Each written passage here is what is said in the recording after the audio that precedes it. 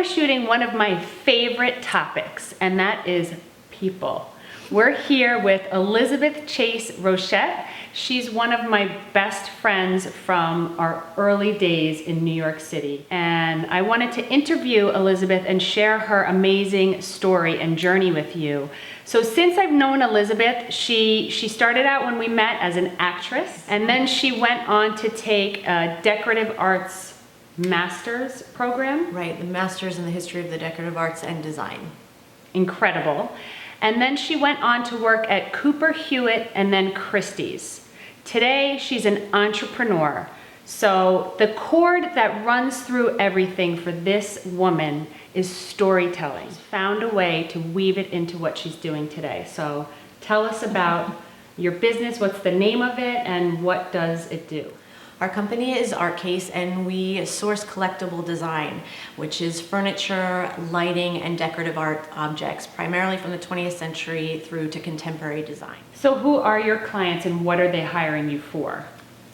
We have different types of clients. We work with interior designers, and the second type of client that we work with is private clients, and they're interested in learning about the stories of objects and weaving them into the stories in their own lives. And so we go through this process together of learning about objects, exploring new designers and old 20th century designers, and weaving together a narrative through the acquisitions that we make, whether it's chairs or lighting from these different periods. So you're like a curator meets a private investigator.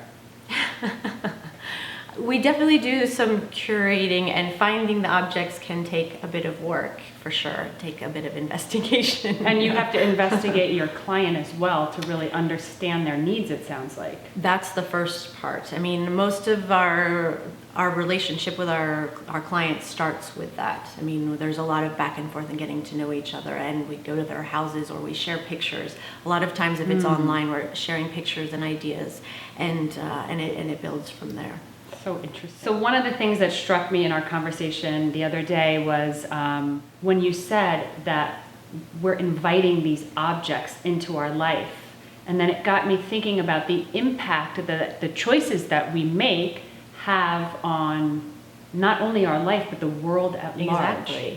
Exactly. I mean, every decision that we make, every investment, every purchase you are inviting the story of that object into your life, and likewise impacting the world in ways you might not see or be aware of.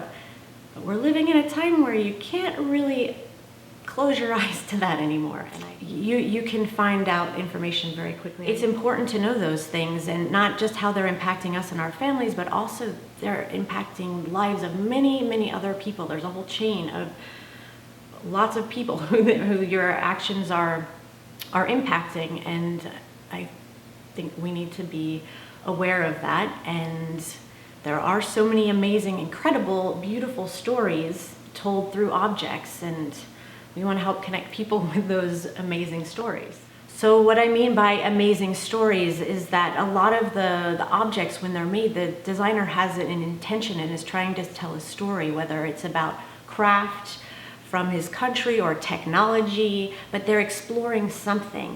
And those narratives are what become embodied in this physical object, whether it's furniture or lighting, and those narratives are things that we buy into when we invest in those objects. And it's important to understand, and it's so exciting and interesting to understand which narratives you're attracted to, and how, and then be more conscious about how you're creating your environment and what narratives you're supporting, because that creates our cultural history. It's a lot to take in. But what I hear you saying is to just become conscious of the impact that we're having. Definitely. There are so many beautiful stories. So what would be an example of a good story? An example of a designer who we work with who's telling really fabulous stories is Sarah Ohadu. She stays faithful to the techniques and processes that are already in place, and then adds her contemporary work to those more historical and traditional crafts. And it's this beautiful mélange of the past and the present. Well, if there was one piece of advice that you could offer women everywhere, what would that be? I would say one piece of advice, taking the next step that's important and slowly creates momentum and creates a network of resources and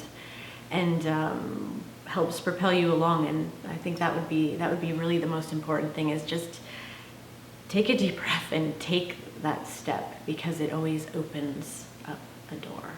It's wonderful. Well, thank you so much. Good Thank you, words of Natasha. wisdom. Well, if you like this tutorial and you want to see more like this, come check us out at beauty-snap.com, and don't forget to hit that subscribe button on the right side of your screen so you can see the latest and greatest from Beauty Snap. We hope to see you soon. Bye. Bye.